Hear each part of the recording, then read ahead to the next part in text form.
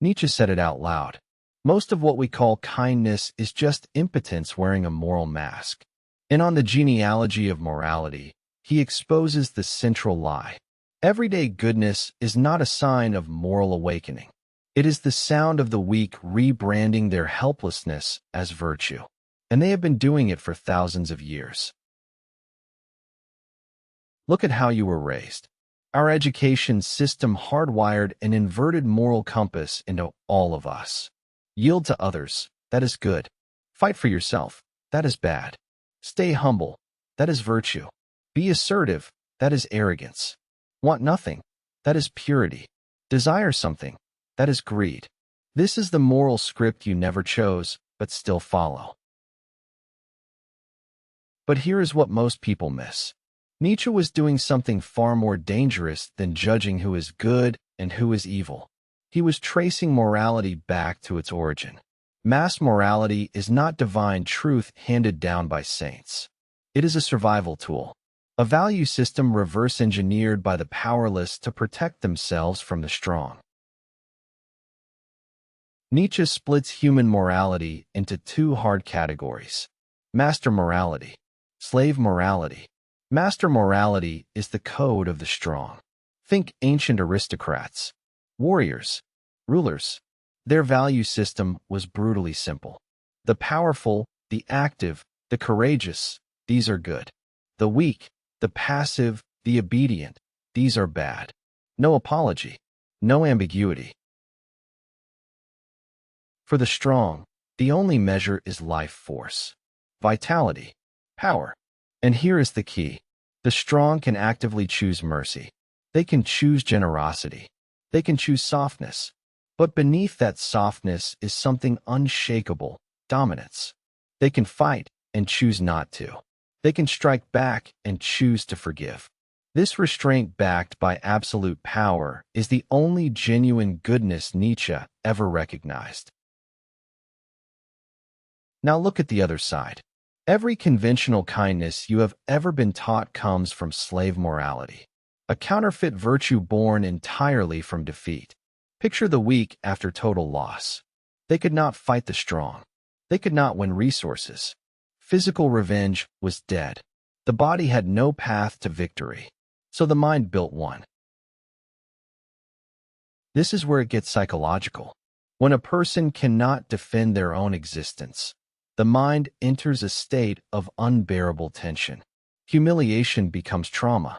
To survive it, the psyche runs a compensation algorithm, a complete value inversion.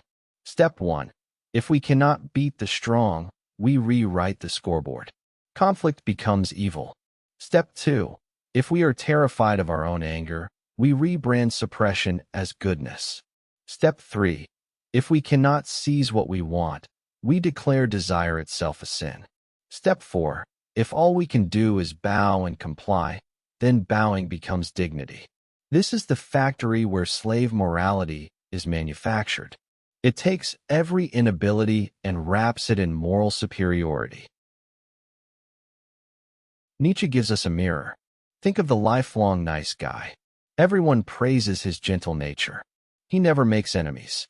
He never rocks the boat. But now strip the moral filter off and look at what is actually there. He is not free of anger. He is terrified of confrontation. He does not choose peace. He cannot afford war. He fears what happens if he pushes back. He fears social collapse. His kindness is not a choice. It is a hostage situation. It is his only available survival mode.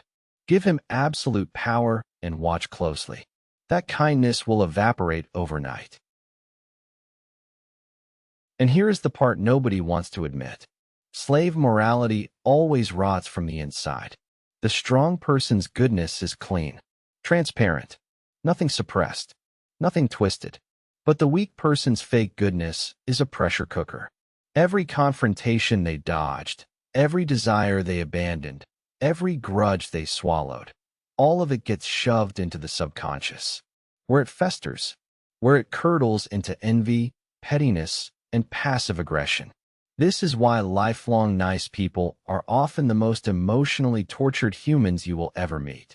Hypersensitive, secretly resentful, twisted inside. Their goodness was a wound pretending to be a choice. So how do you tell the difference? Nietzsche gives us the ultimate diagnostic. Strength plus gentleness equals virtue. Powerlessness plus compliance equals cowardice. And this is the great lie of our civilization. We have spent centuries calling cowardice a moral achievement. We have dressed up weakness as holiness. This entire moral framework is a tool built by the weak to sedate themselves and handcuff the strong. It does not teach you to rise. It teaches you to obey. It does not teach you to fight. It teaches you to endure. So here is the raw truth you need to sit with. Kindness without teeth is not redemption. It is the slow death of your own life force. Gentleness without the option of cruelty is not virtue. It is domestication. The question Nietzsche leaves you with is not whether you are a good person. It is whether your goodness was ever really yours to give, or was it just the mask your weakness handed you the day you surrendered? What was the exact moment you realized your kindness was actually just your fear of confrontation? And how did people treat you the day you finally put teeth on your goodness? Drop your story in the comments. Someone reading it needs to hear it.